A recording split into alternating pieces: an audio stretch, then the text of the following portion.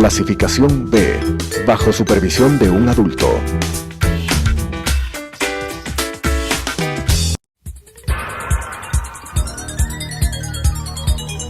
Las opiniones vertidas en este espacio por la producción y dirección del programa son de exclusiva responsabilidad de sus autores y de quienes intervienen en ellos.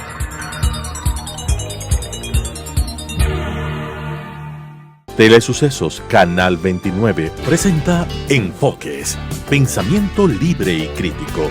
Día a día buscaremos diferentes visiones para la comprensión de la realidad del tercer milenio. Enfoques, un espacio que une noticia, análisis y opinión. Bienvenidos. Gracias por estar con nosotros en este primer programa del año de Enfoques. El día de hoy tenemos como invitado al doctor Luis Verde Soto.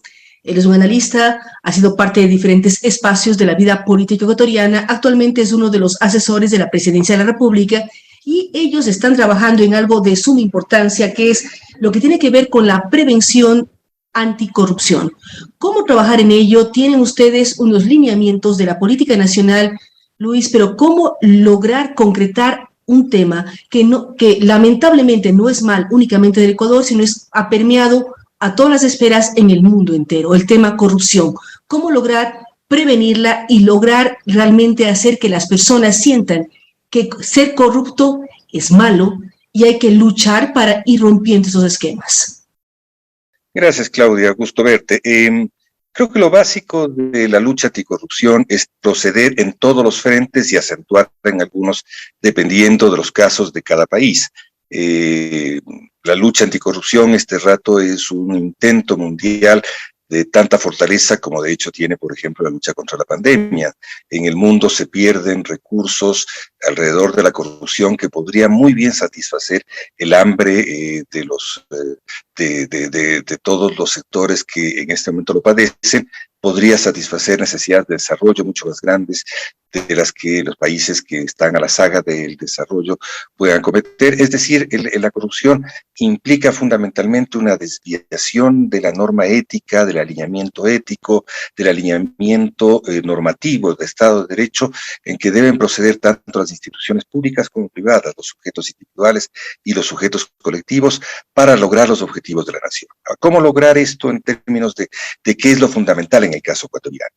En el caso ecuatoriano tú tienes un tema estructural largo, cuya solución es de largo aliento, que es el tema preventivo, pero que hay que empezarlo de algún modo. Y el tema preventivo implica desde un alineamiento de los aparatos públicos, implica desde readecuar las currículas de los diversos niveles de enseñanza pública y privada, implica desde reconvenir a las familias en la contribución ética a la construcción ciudadana temprana, es decir, una ciudadanía temprana es básica para todo esto, hasta los otros niveles que implican efectivamente reconstruir el aparato público de modo tal de que sean los mismos agentes del aparato público quienes puedan alinear las políticas y alinear el orden de los distintos aparatos públicos para que estos puedan funcionar de acuerdo al Estado de Derecho, e implica evidentemente sistemas de alerta temprana para que todos los procesos que se dan en la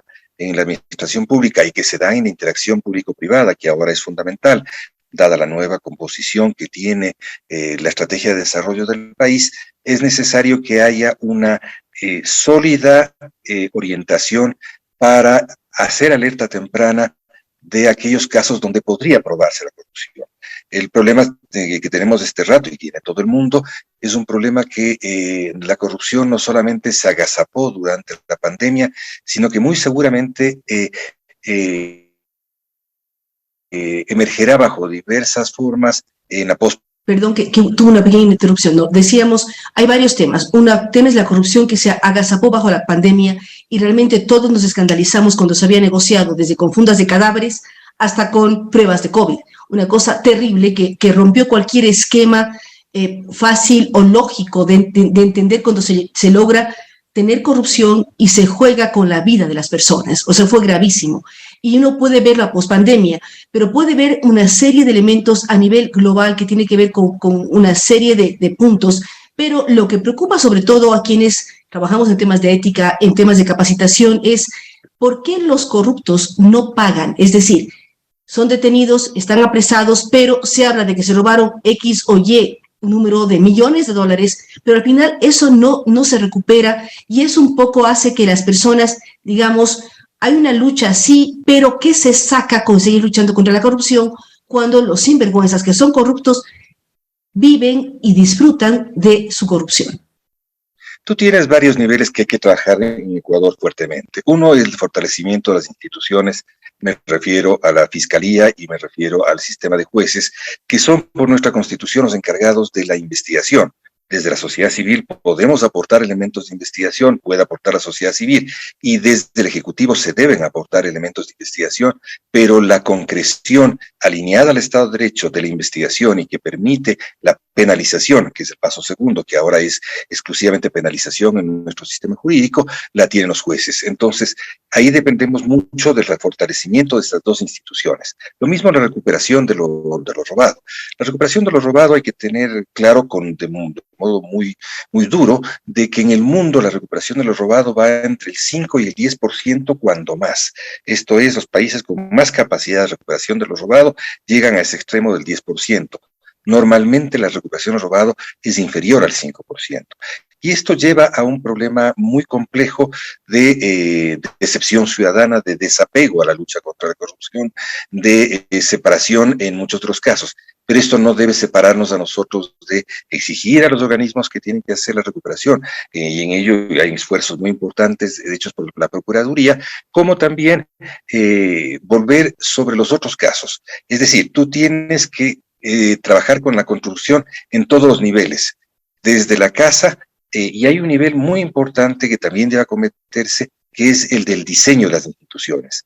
Nos encontramos con instituciones que estimulan a veces la corrupción, o entramados jurídicos o institucionales complejos que facilitan la corrupción, llevan a que el resultado sea un resultado, por ejemplo, una compra pública de corrupto, o que conducen a oscuridades y opacidades en el proceso que no son fácilmente detectables en el transcurso de una compra pública, por ejemplo.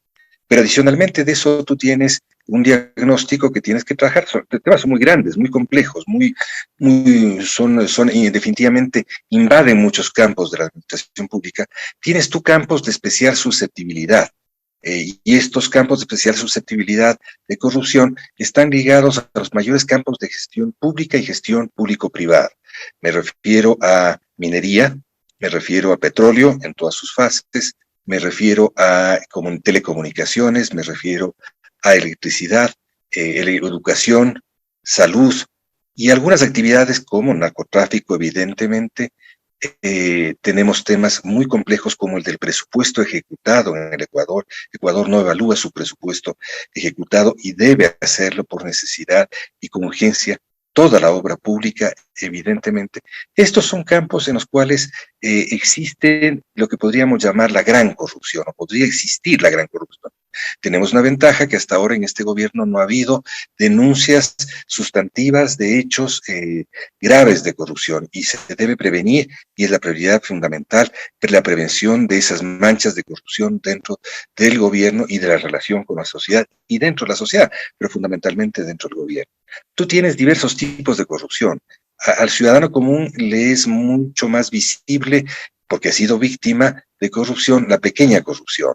El policía que te exige una coima, el soborno chico para saltarse una cola, etcétera. Todas las formas de corrupción micro que invaden muchos poros de la sociedad, que hacen que la sociedad tenga un desenfado en utilizar mecanismos corruptos, pero la corrupción fundamental que ocurre en una sociedad y en un Estado está en esta gran corrupción, que tiene distintas formas. A veces son por la vía de la persuasión, a veces son por la vía de la decisión racional.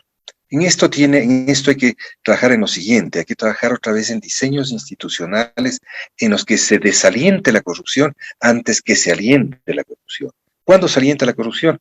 Con diseños institucionales complejos y opacos, con opacidades donde se sabe que se filtra, por ejemplo, la corrupción.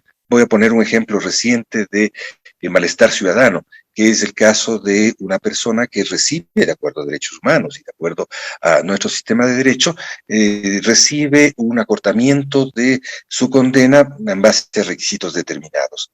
Pero esta persona ha cometido un delito de corrupción, y ese delito de corrupción que tiene que ver con fondos públicos, son delitos de administración con el Estado, no tiene una pena que inhiba, que coarte, que modere esta facilidad constitucional y esta facilidad de derechos humanos, que es el caso mayor de delitos contra la administración pública. Entonces, si hubo un caso de peculado, un caso de organización para delinquir, y el caso del delito en que se hizo fue contra el Estado, no podría estar funcionando a entera plenitud esta garantía de reducción, sino con condiciones más específicas. Por ejemplo, ahí hay un lugar claro donde hay una institución que en general estimula una forma de corrupción, porque no diferencia el delito cometido contra la administración pública en términos de corrupción del delito de corrupción fuera de la administración pública, y consiguientemente hace factible una decisión racional de unos pocos años en la cárcel a cambio de quedarse con algunos millones de dólares de los ecuatorianos. Este es, por ejemplo, un caso típico de un mal diseño institucional. Y diseños institucionales hay muchos. Tal vez el fundamental de la corrupción lo tenemos en el mismo Consejo de Participación Ciudadana, ¿no es verdad? Donde es un diseño institucional el que alienta un conjunto, alentó y sigue alentando una serie de formas de corrupción en diversos niveles, siendo la función que debió haber llevado una lucha inclaudicable contra la corrupción y una transparencia absoluta contra la corrupción, que también se dan en los otros niveles, como nombramiento de autoridades públicas, etcétera. Es decir, por ejemplo, hay que ir, y cómo ir logrando, Luis, ir destrabando todo esto, porque si hay lineamientos institucionales, hay instituciones, hay una serie de normativas. No es que buscaron legalizar la corrupción, por decirlo así, sino que realmente generaron tantas trabas en el tema burocrático mismo, que a veces la gente busca hacerlo. Y también en el tema de prevención, cómo empezar a capacitar, cómo hacer el cambio curricular en el propio Ministerio de Educación, para que todos desde muy pequeños sepamos lo que está bien y lo que está mal. Saber que también es corrupción copiar un examen, que es corrupción plagiar una tesis, que es corrupción, o sea, hay diferentes temas que el punto fundamental es eso, el transparentar, el conseguir que la sociedad sancione, critique y penalice hasta cierto punto de carácter moral o de carácter ya de otro tipo judicial quien comete actos de corrupción. ¿Cómo trabajar en ello? Ustedes en este momento están difundiendo todo lo que tiene que ver con lineamientos de la política nacional anticorrupción, donde hay objetivos, hay informaciones, hay normativas, pero ¿cómo lograr que eso permee a los diferentes tratos de la sociedad? El ejemplo que tú ponías, ¿quién da coima para un vigilante de tránsito? ¿Quién se salta un proceso? Todo es corrupción, pero ¿cómo ir haciendo que todos, en conjunto como sociedad, luchemos contra ella? Mira, yo en esto suelo ser un sociólogo muy básico, y creo que el tema central está en la conformación ciudadana a nivel familiar. En la medida en que a nivel familiar tú logras tener claro que los sujetos familiares, los hijos, padres, los abuelos, somos sujetos que tenemos que garantizar derechos en tanto hijos, en tanto nietos, y tenemos responsabilidades en tanto hijos, de tanto hijos y como padres y como abuelos. En la medida en que configuramos un marco de garantías viables a los derechos de estos sujetos ciudadanos tempranos en la familia, comenzamos a hacer la primera transmisión de valores que logra y que debe lograr transmitirse a través de las instituciones locales y hacia la escuela, y de la escuela a los niveles de educación y a la práctica ciudadana, una vez que adquieres la ciudadanía plena, no solo la laboral, sino también la política, que la adquieres a 16 años, a los 18 la completas con la capacidad de voto, y luego sigues hacia adelante en tu ejercicio profesional. Pero yo creo que si no logras esta construcción de confianza valórica y la transmisión de confianza valórica desde este núcleo familiar, en el cual el tema no es que porque yo tengo hijos de mi sangre, automáticamente se produce una relación genética sobre los valores de la corrupción, sino que tiene que construirse No se transmite la lucha contra la corrupción de manera genética ni por vacuna. Lamentablemente sería buenísimo que igual que en el COVID nos ponen una vacuna, a todos nos vacunen con anticorrupción. Pues eso no se da. Así es. El ejemplo es fundamental y la familia es el eje fundamental, indudablemente. O sea, si tú logras transmitir confianza valórica a tu hijo, a tu nieto, y logras ver que esa confianza valórica tiene garantía en ti, que tú eres responsable de esa garantía, y que el chico, una vez que sale a jugar pelota con sus compañeros, logra reconocer que onda hay un foul y logra hacerse responsable de un accidente de juego, etcétera. Y si logra este chico asistir a los elementos más básicos del barrio, que es su jorga de barrio y que son sus vecinos, y que si estos vecinos, ahí hay una cosa que se llama la transmisión de la confianza valórica. Es decir, tienes que aprender a transmitir esta confianza, y esa transmisión de confianza no es un hecho de cuadernos, es un hecho de emociones, básicamente, en que la vas logrando que llegue a la escuela y vas logrando que llegue a las primeras instituciones públicas, que son la escuela, que son evidentemente, si es religioso, es su religión, y evidentemente va a ser parte de un municipio, un determinado lado, el momento que va a ser el manejo del espacio público. Todo eso va configurando ciudadanías tempranas. Ahora he asistido a una muy linda, hace unas par de semanas, una muy linda actividad de la Cámara de Comercio respecto a creaciones de ciudadanías tempranas. Lo llamo así en mi lenguaje, que es básicamente que los chicos expresen con dibujos sobre corrupción, que expresen, que verbalicen a la corrupción a través de poesía, a través de relatos, y que se sientan ganadores y estimulados por la sociedad cuando logran hacer algo transmisible, bonito, ¿no es verdad? Y se ve como hubo un conjunto de padres, de miembros de la Cámara, de fuera de la Cámara, etcétera, que hacía una especie de comunidad de anticorrupción, bien lograda, con un acto bien logrado. Son ese acto que deben ser miles de actos diarios y cotidianos en las escuelas, en los barrios, en la familia, los que deben darnos una primera base de corrupción. Y hay que ir cortando la cadena, y la cadena tiene que cortarse en la escuela.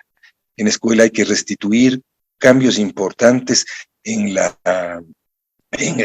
materias, que no son instituir una materia de cívica, no es restituir una materia de ética, es hacerle sentir al estudiante una interacción ética y cívica con sus inmediata relación social, que son otros estudiantes y los maestros, y hacer restituir aquello que yo recuerdo que veía con temor y luego vi con amor, que era el conocer el lugar natal, el saber que existe un espacio, que tengo pertenencia a una comunidad, que quiero ser parte de ella, que me siento útil dentro de ella, y comienzo esta escala de transmisión de valores, que podrá no ser perfecta, pero que comienza a reconstruir una sociedad que se derrulló. Ahora, hay que actuar emergentemente en otros ámbitos. Hay que actuar emergentemente, por ejemplo, en narcotráfico. En narcotráfico tú tienes que el Estado sabe lo que tiene que hacer en términos de seguridad y lo está haciendo bien. Y eso corresponde a otras autoridades. En mi caso, y yo he propuesto que debemos conseguir los recursos suficientes para poder investigar el funcionamiento económico del narcotráfico. Porque si tú tienes un funcionamiento económico de muchos miles de millones de dólares negros que están funcionando en la economía, 5.000 o más, no es verdad, y que tocan a los distintos sectores empresariales, medios y populares, y los contaminan sin decirlo, porque los tocan, ¿no es cierto? La sociedad debe ser consciente de dónde está funcionando esa economía del narcotráfico. Lo propio te va a pasar con el presupuesto ejecutado. Creo que es muy importante que se vea, se corte, se limite cuando una autoridad quiere comprar 5 autos de alta gama y no corresponde a la situación del país ni corresponde a la situación de la democracia de un país de desarrollo medio como Ecuador. Corresponderá también no solamente cuando lo compra, sino fundamentalmente si se ejecutó ese gasto. Ahora, ¿cómo ir enseñando, Luis? Ustedes hablan mucho de la prevención, o sea, hacer una lógica de prevenir y eso, el prevenir logra evitar corrupción. Cuando hablamos de presupuesto no ejecutado, vemos que las universidades se quejan de que el gobierno recorta presupuesto, pero cuando uno revisa cómo ejecutaron esas mismas universidades los presupuestos, vemos que no lo hicieron de manera coherente y que ni siquiera lograron acabar de utilizar el presupuesto, pero quieren el año siguiente más. cómo lograr visibilizar esos temas, pero también como todos somos parte, vivimos en el sector privado, pero está íntimamente relacionado con el sector público, cómo ir cortando esa relación perversa entre públicos y privados, donde la coima ha estado presente y donde alguien para conseguir un contrato deja sentir que puede hacer favores al funcionario, cómo ir cortando y cómo ir preveniendo eso, dónde se generan las alertas tempranas que tú mencionabas. Bueno, creo que la primera, comenzando por tu última reflexión, corresponde casi, así como a la escuela de los niños, corresponde una reeducación del soborno empresarial. El soborno empresarial no debe tener curso, no solo como un hecho ético, sino también como un hecho económico. El soborno empresarial tiene que terminar siendo económicamente desfavorable a la productividad de una empresa. Este es uno de los primeros hechos, y el soborno empresarial no debe formar parte de la competitividad de las empresas. Yo creo que es un primer hecho. Entonces hay tanto trabajo a nivel de los niños como existe a nivel de los sectores productivos respecto a estas prácticas que son prácticas antiproductividad. Tienes ese de un lado. El otro elemento que tú pones, por ejemplo, el de las universidades. Si tuviéramos que ver y evaluar todas las compras públicas que hace un país, no terminaríamos nunca. Son 250,000, en el año no podemos hacerlo, eso es imposible, puedes escoger los estratos altos, pero de todos modos no terminas de ver la filtración de la corrupción. Entonces hay que investigar nuevas tecnologías de rendición de cuentas. Tenemos que buscar tecnologías que permitan apreciar, ¿no es cierto?, que te permitan apreciar desde lo macro a lo micro. Por ejemplo, si tú tienes tecnologías que te permitan evaluar los presupuestos y donde se te presentan dientes de tiburón que salen fuerza a lo normal, tú ya puedes tener mucha más capacidad de buscar en esos lugares. Y puedes tener tecnologías, obviamente, de muestreo que te permitan menores márgenes de error para poder acertar sobre aquellos márgenes de corrupción que se produce en el presupuesto. Pero tú tienes, el otro elemento básico es el acceso a la información. Mientras tengas más ciudadanía, más periodistas de investigación metidos sobre información, es decir, mientras el Estado preste más información sobre sus lugares neurálgicos, logrará tener más colaboradores ciudadanos. No se trata de tener instituciones infinitamente fuertes en la construcción, en la evaluación del gasto. No se trata de tener una Contraloría 3, 4, 5 veces más grande o una Fiscalía 5 o 10 veces más grande. Se trata de que la ciudadanía es quien debe desagregar y aportar los elementos centrales. Otro elemento central que aporta y que nosotros generalmente lo dejamos desechado es la información del mismo funcionariado público. Si tú logras estimular lo suficiente al funcionariado público sobre modalidades de anticorrupción, la mayor fuente de corrupción y de información sobre corrupción es el funcionariado público y la misma institución donde se oculta la corrupción. Esto es importantísimo. Y ahora vamos a hacer varios casos que son importantes, te comento. El día 15 empezamos un curso inédito en el mundo, Naciones Unidas lo reconocía así como tal, que comprende todo el jerárquico superior del país. 250 funcionarios del jerárquico superior del país van a empezar un curso de 2 mañanas, el 15, y si no me equivoco, el 29, que son sábados, con 3 funcionarios mundiales de altísimo nivel, uno de los más expertos mundiales más importantes sobre anticorrupción, que va a hablar sobre integridad pública y nuevas formas de corrupción en el mundo. Vamos a tener seguramente a la directora mundial de Transparencia Internacional, también con esa misma función, y vamos a tener un funcionario de Naciones Unidas encargado de las labores de anticorrupción, hablando con nuestra gente durante estas 2 mañanas. ¿Con qué forma? Una forma conceptual inicialmente, pero luego durante 15 días los ministros, que así lo desean, yo espero que sean todos, podrán pedir una reunión bilateral con cada uno de estos funcionarios u otros especializados en su área, con que tendrán en los 15 días algunas reuniones para trabajar temas de anticorrupción en su área. Durante 15 días trabajarán ellos temas de anticorrupción mundiales en su área, todavía no hacemos nada nacional. Y luego de eso comenzaremos la parte más nacional que comenzará con las evaluaciones nuestras respecto a anticorrupción, qué es lo que está pasando en anticorrupción en el país, y se podrá juntos, funcionarios nacionales e internacionales, lograr tener una visión macro, mundial y nacional sobre la nueva forma de la corrupción y la nueva forma de la integridad pública. Debo decirte que ha entregado Ecuador, la OCDE, Organización para el Comercio y el Desarrollo Económico, ha entregado informes sobre integridad pública en Ecuador, especializado en la función ejecutiva. Este informe fue presentado en Guayaquil, ya forma parte de todos los ministros lo tendrán, y con ello ellos tienen una guía de cómo proceder en términos de integridad pública. Tienen un diagnóstico para empezar. Es muy importante. Lamentablemente, Luis, el tiempo pasa demasiado rápido. Nos comprometemos también como a nivel personal, a nivel de medio, a seguir apoyando en esta lucha y en esta prevención para evitar la corrupción. Un tema que ha permeado todos los sectores, lamentablemente, que ha generado alarmas, alertas, pero al final, a nivel global y a nivel ecuatoriano, a nivel país, no hemos visto una campaña. Así es que felicitamos esta posición como gobierno, como Luis Verde Soto además, y cualquier cosa que se haga, estamos listos siempre para difundirla, comunicarla. El hecho de involucrar sociedad civil, funcionarios públicos, consideramos que es muy importante porque podemos generar alertas y generar un tejido de protección que luche contra la corrupción. Así es que muchísimas gracias a Luis Verde Soto. Recordamos que eres el consejero de gobierno para la gobernanza y la gestión institucional. Vamos a estar pendientes de esta lucha, esta tentativa, este inicio de una hoja de ruta para erradicar la corrupción. Así es que gracias a Luis Verde Soto y a ustedes que nos han acompañado el día de hoy en este primer programa del año aquí en Enfoques. Nos vemos en una semana más. Las opiniones vertidas en este espacio por la producción y dirección del programa son de exclusiva responsabilidad de sus autores y de quienes intervienen en ellos.